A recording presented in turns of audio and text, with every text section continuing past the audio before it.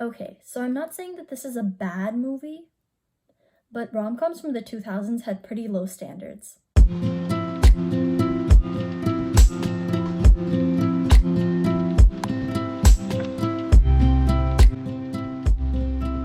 Hello everybody, I'm Ace of Nina, and today we are reviewing The Wedding Planner. The Wedding Planner is a 2001 romantic comedy starring Jennifer Lopez and Matthew McConaughey. If you have not yet watched The Wedding Planner, spoiler warning, I will be talking about the plot, although given that this movie came out in 2001, I have a feeling that if you haven't seen it yet, you probably weren't going to. So watch this instead. The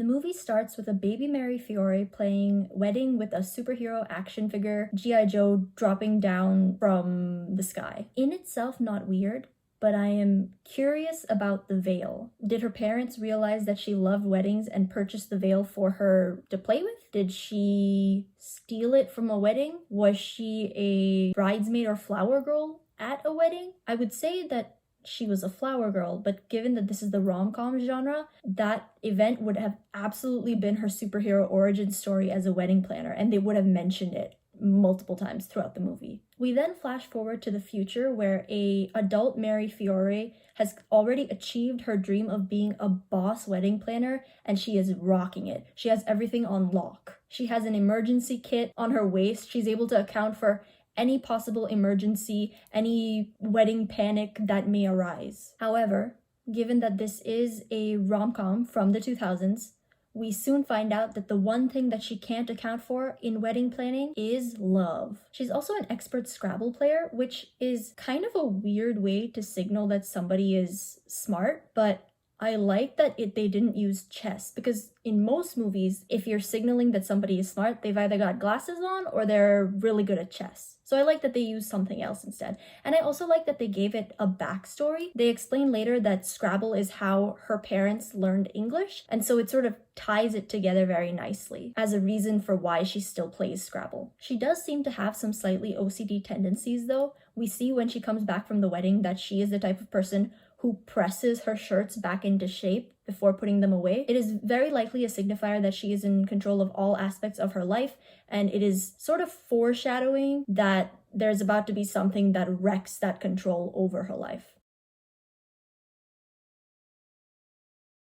So Mary is playing Scrabble, and Alex Karev from Grey's Anatomy shows up with a painful accent and worse, harassy, innuendo-y speech. And he is the second male lead, even though Jennifer Lopez's character is very obviously not attracted to him, does not want to be with him, and says so multiple times throughout the movie. This movie also liberally uses the trope of the main character being fulfilled in their career, but being repeatedly told that they need to find a man, and then all of a sudden, when they do find a man, they are no longer fulfilled in their career. I don't really like it. So time goes by, and Mary gets another client who, if she pulls off their wedding successfully, she will be able to make partner at her wedding planning business. I didn't know that you could become partner at wedding planning businesses. I don't really understand the structure of wedding planning, but that seems really cool. On her way to a meeting with her new client, Mary almost gets murdered by a runaway garbage can, and then she's saved by a beautiful man who is Matthew McConaughey. Now I know that in the 2000s, Matthew McConaughey was considered a dreamboat, as they say. I'm aware that he was in many a romance movie, but him being the male lead sort of just sits weird in my head. Like, I understand that he was a legitimate romantic interest,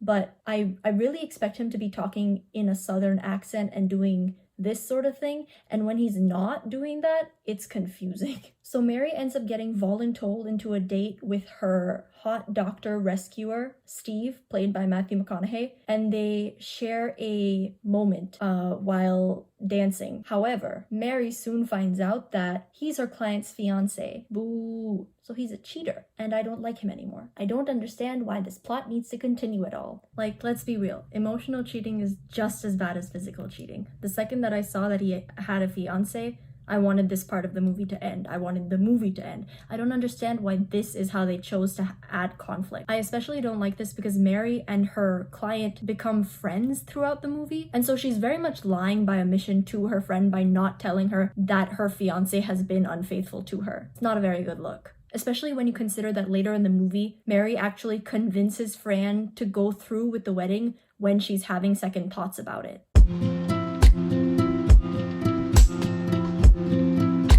I don't understand the point of Massimo. He makes me think of when I was 11 and I still thought that poop and fart jokes were funny. It's that level of humor. He's clearly put in there as a sort of gag, and then he sort of evolved into a semi-serious character for Mary to be with. Like, did they just really want to give the actor a role? Because they could have given him another role. I don't understand why the other person cannot be competent or a realistic choice for Mary. Like, if she's in some sort of love triangle, she's allowed to have two real options and not just have to think, oh, well, I'll go with this guy because this guy is...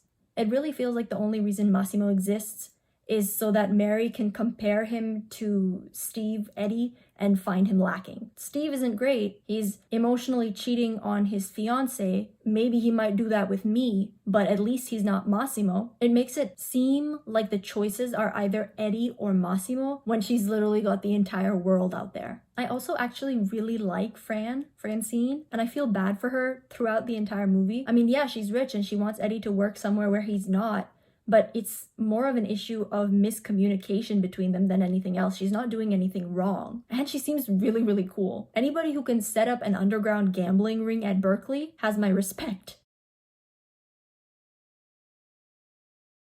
They go to this vineyard to see if it's a good location for the wedding, and Massimo pops back up again. And I felt really bad for Mary in that moment because she doesn't really have any options here. She either goes with what Massimo is saying and allows him to say that he's her fiance when they're not together so that it doesn't look weird in front of her clients, or she has to make a scene in front of her clients and explain that her father has let this stranger know confidential information about her and her clients, i.e. their location. And they're pretty high profile, so it's probably a safety issue, and for all we know, she could get in trouble at work because of it. So really the only thing that she can say in that moment is that he's her fiance, even though that makes her seem like a hypocrite in Eddie's eyes, and she is not. Also, Eddie and Massimo effectively start competing via physical exercise. Massimo's just having a good time, and Eddie feels the need to compete with him. Why? Why are you competing? You already stated that you are committed to Francine, that Mary was a one-off. So why are you acting so irrationally jealous of Massimo and the fact that he's physically more fit than you? Mary needs to have a serious talk with her dad about establishing boundaries, because an emergency key is not an excuse to go into your daughter's room and start measuring her body while she's sleeping for a wedding dress. This man is so ready for his daughter to get married that he takes the word of a stranger over his daughter that they agreed to get engaged. We find out that the likely reason for Mary's control issues is the fact that her ex-fiance cheated on her with her best friend the day before their wedding. And now I'm even more confused about the plot, because say that she does end up with Eddie. She is now with a man who she knows has emotionally cheated on his partner. How can she trust him even if they do end up together? It seems like something that will cause a happy ending for the movie to wrap up, and then they'll end up breaking up later after the movie credits roll. So after we find out her tragic backstory, Mary ends up getting super drunk and Eddie has to take her home. Eddie tries to see if she is open to a relationship with him, and she flat out rejects Eddie, and I love it. I love that line. Finally, at Fran and Eddie's wedding, they talk and they realize that they don't actually want to get married. They just sort of got caught in the relationship cycle and kept doing what they thought what they needed to do. Meanwhile, Mary is literally getting married to Massimo in a last-minute wedding at City Hall. She is getting dressed in the bathroom by herself with no friends around her. This is a woman defeated. This woman who has grown up fantasizing about the perfect wedding and the perfect person to be with is now choosing an arranged marriage with somebody who she tolerates. However, she does not end up marrying him. I really like that she doesn't get stopped by Eddie in the "don't marry that guy, marry me" trope. I like that she is making that decision. She needs the advice of people who are close to her, which allowed, but she ultimately is the one who goes through with not getting married for herself, not for Eddie. The movie ultimately comes full circle for Eddie and Mary, and they meet at the park where they had their first romantic moment, and they end up together. Again, it's supposedly happy. This movie was okay. I give it